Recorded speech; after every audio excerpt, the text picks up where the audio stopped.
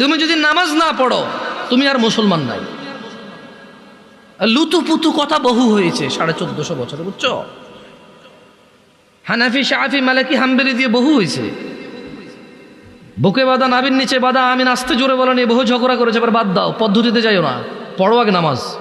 তোমার পদ্ধতিতে প্রবলেম, তাই না? মানে আমার পদ্ধতির সাথে তোমার পদ্ধতির প্রবলেম, তাই তো? ওকে, এটাকে এক সাইডে রাখো, পড়ো পড়ো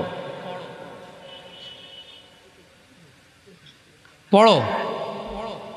আমার নামাজ পড়ার পদ্ধতিতে তোমার আপত্তি, আমার নামাজ পড়ানোর পদ্ধতিতে তোমার আপত্তি, ওকে। তর্কের খাতিরে তোমার সাথে তর্ক করলাম না, তুমিও করিও না, তর্ক পরিহার করো, এতে রহমত। বেহুদা তর্ক করিও না, সালাত শুরু করো।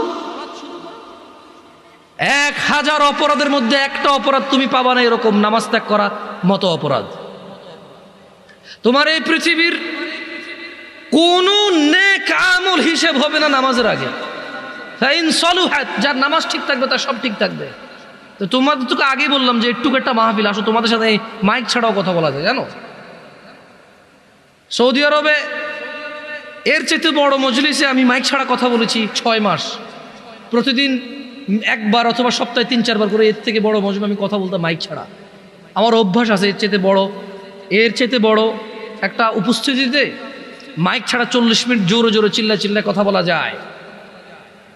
তুমি পরীক্ষা করতে চাইলে মাইক বন্ধ করে দাও, দেখো আমি তোমার সাথে কথা বলে তুমি শুনবা ইনশাআল্লাহ। স্বভাবগত জাত, আমি একটু চঞ্চল আর উঁচু আওয়াজে কথা বলি, অনেকের এটা অপছন্দ হয়। এটা আমি ইচ্ছা করে করি না, আমার স্বভাবগত জাত। আমি বহু চেষ্টা করি একটু আস্তে বলবো, তোমাদেরকে ধমকাবো না, একটু আস্তে বলবো, হাত পা নড়াচড়া কম করবো, হয় না, ভুলে যাই। আবার ওই হাত পা নড়াচড়া শুরু হয়, আবার জোরে কথা বলা। তোমাকে ঘৃণা করতে এখানে আসিনি। তোমাকে ঘৃণা করবো কেন বলো? তুমি হচ্ছ সে যে নিজে কষ্ট করে আমার কথা শুনতে আসছো। এই যুগে কে কার কথা শুনে বলো? তোমাকে আমি কেন ঘৃণা করব?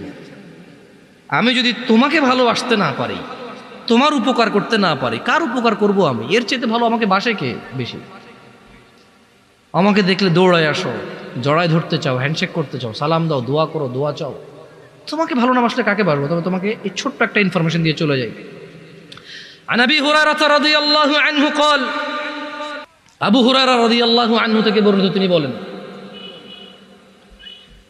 قال رسول الله صلى الله عليه وسلم, আল্লাহর রাসূল সাল্লাল্লাহু আলাইহি সাল্লাম বলেছেন, কুল্লু উম্মতি ইয়াদখুলুনাল জান্নাহ ইল্লা মান আবা।